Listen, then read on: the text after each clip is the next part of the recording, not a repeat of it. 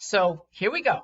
At the highest level, protecting the U.S. Constitution, the leftists invoke racism. That's a couple of their leaders, but no objection from any other elected Democrat official, not one, to Joe Biden's pronouncement that his replacement for the Supreme Court seat that will open when Justice Breyer retires will be a black woman. It's the epitome of racism. Okay? It is selecting a job, a very high and important one, based on race. Now, it's based on political promises, too. He should be cutting both. And not one peep from Democrat officials saying, whoa, this is kind of tawdry. Might the selection involve more than a cut on race first? But no, this is what the mob does. This mob that criticizes almost every speech that they don't like from somebody slightly to the right of them, and their criticisms often say, ooh, that's racist. Well, when they actually do things that are racist, no problem.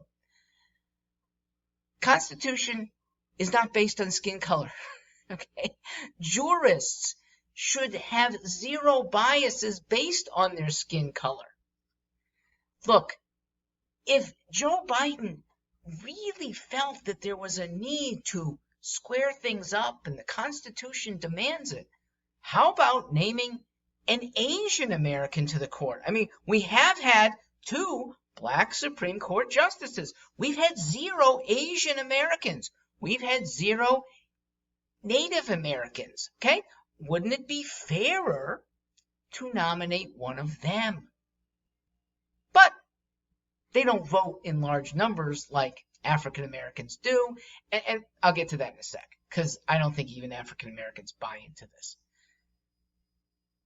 To be really fair, what Joe Biden is totally looking over for 230 years, we have not selected a single member to the Supreme Court of a third sex.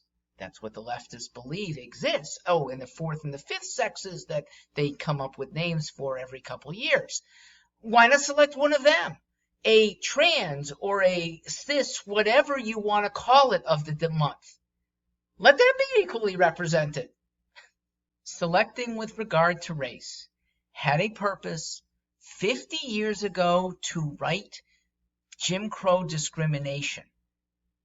It has no purpose at the level of jurisprudence. Let a talented African American be selected because of his or her jurisprudence, not because of the race. And how condescending is it to the person who is nominated? Okay? You've been selected because you're in the 1/8 category that we need to, so the other 7/8, we don't know if you're any improvement over them. 1/8 of Americans are African American.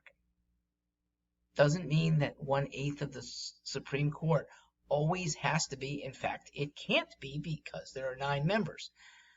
Look, the selection based on racial criteria is racist. It's un-American, it's unjudicial, it's unwise. It's putting politics above good practice. And I don't think it's even politically popular.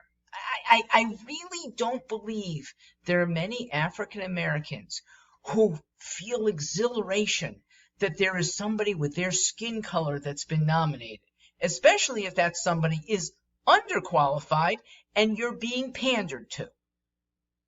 Most blacks see through this. I think this is coming from elite white liberals, where most stupid ideas of the last decade have come from. Blacks generally see through this. Frankly, it is what got Joe Biden the nomination for the Democrat Party.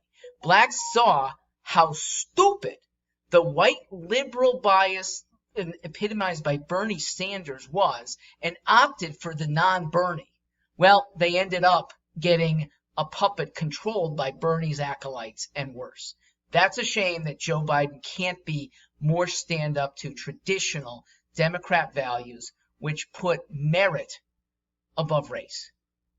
Maybe some more Democrat officials could put on the brakes and say, whoa, let's go back to real jurisprudence, not race jurisprudence. Thanks for listening. I'm Mark Stewart.